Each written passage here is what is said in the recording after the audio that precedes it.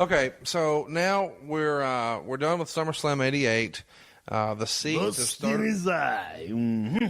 Next major show, of course, is the Survivor Series, and carry us through, how you guys continue to plant these seeds at Survivor Series in 1988. Well, the idea of the Survivor Series was Randy at the end, and Hulk and Randy. They had the Mega Powers and face. I don't even remember who they faced on the other side. But the end of the match, again, we went from the end of SummerSlam and Hulk having lust in his eyes to Hulk taking it to the next level and actually touching Elizabeth in a lustful way through the eyes of the Macho Man. And at the end of the match, Randy had picked Elizabeth up and put her up on his shoulder, as he often did after a victory, and did his Macho Man pose with the finger in the air and Liz on his shoulder. And Hogan from behind came and placed his hand upon the derriere of Miss Elizabeth.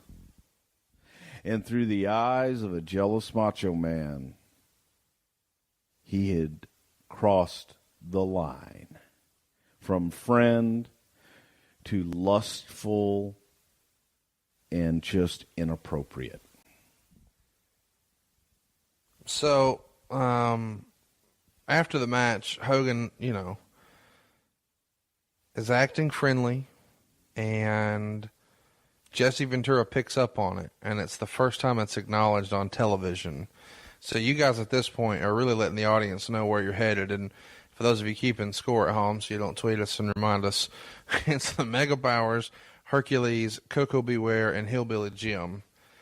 Which is a pretty hodgepodge group of folks, and you were making a face off mic right now, and they are wrestling the Twin Towers, Ted DiBiase, Haku, and everyone's favorite, the Red Rooster. The heel faction, it's early here, folks. As far as managers go, have Slick, Bobby Heenan, and Virgil on the outside, compared to only Miss Elizabeth on the other side.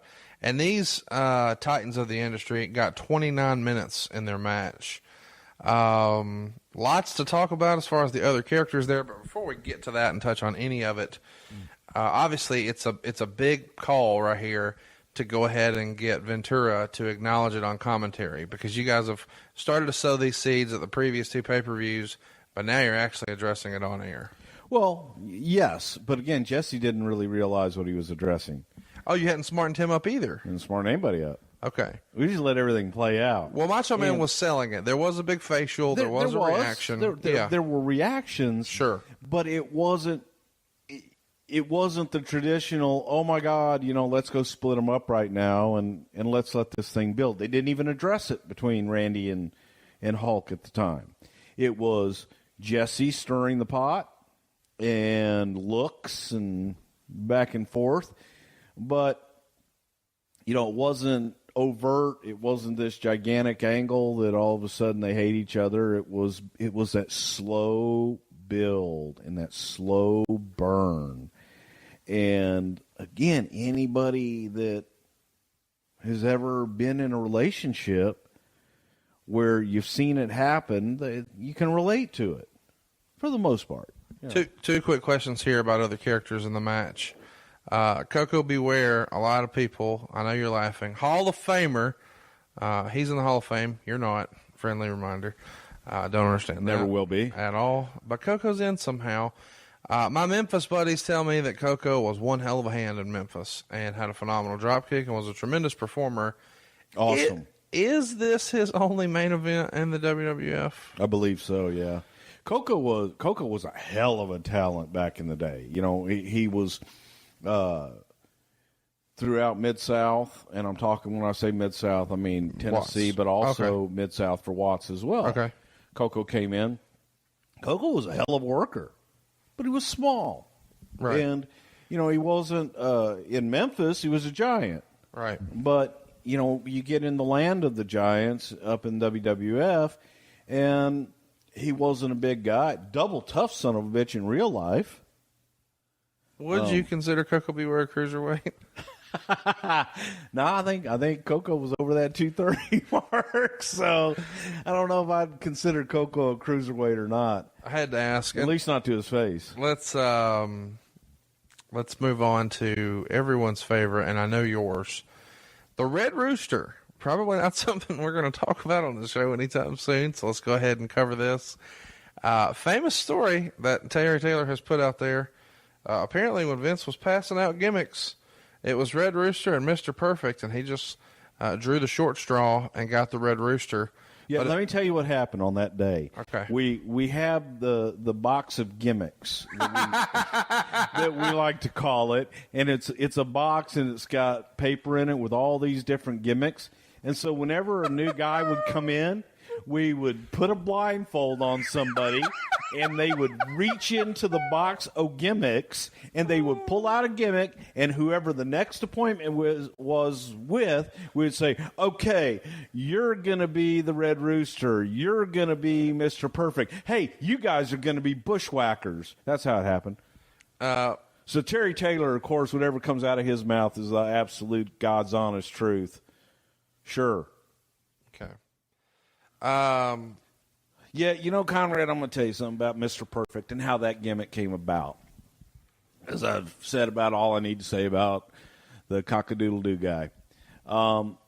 Before you tell the story, was the Red Rooster a rib?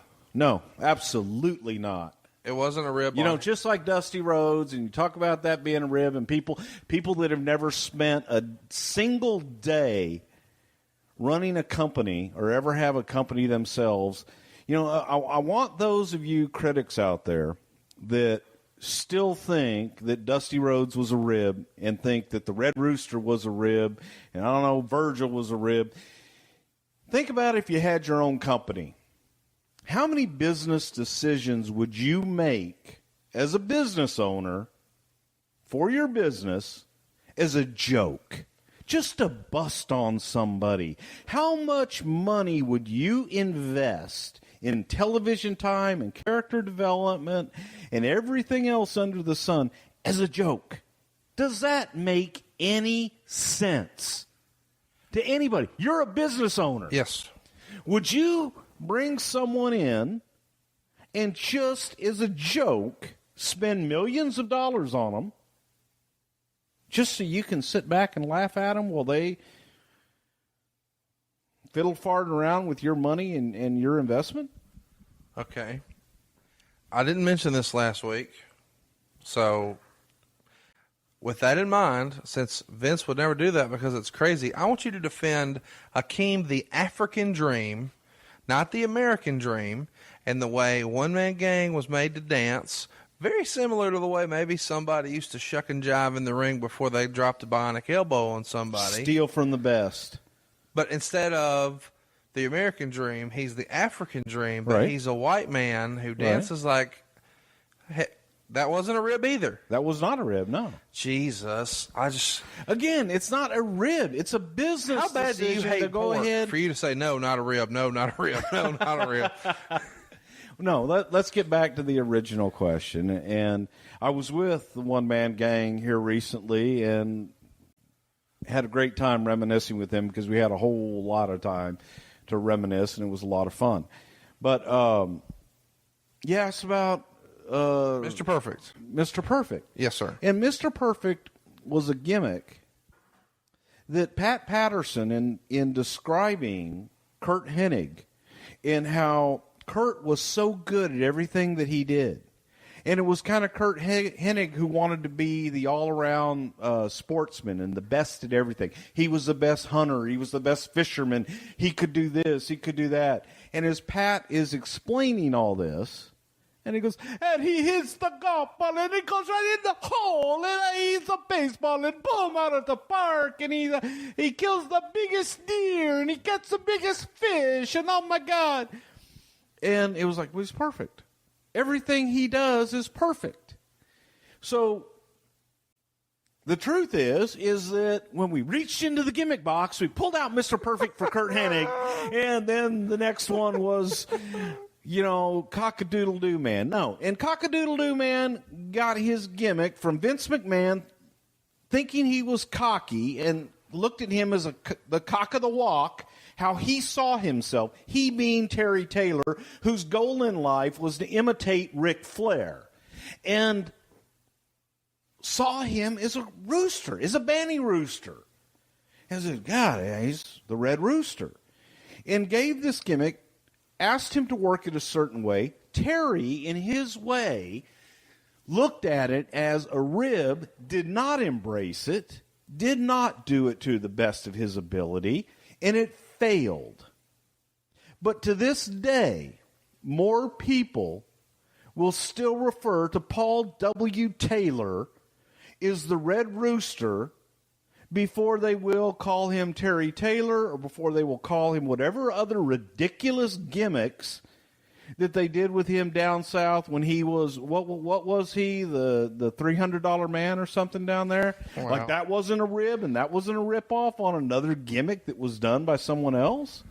Was the walk that you guys had him do a nod to Ric Flair? No, that was the walk he did. The walk that we wanted him to do was basically to strut like a rooster. Okay. Let's talk about. So you're saying Ric Flair walks like a rooster? Okay. That's what you said. You compared him to the Honky Tonk Man, and I can't wait to tell him he's going to. You're going to get a 3 a.m. promo very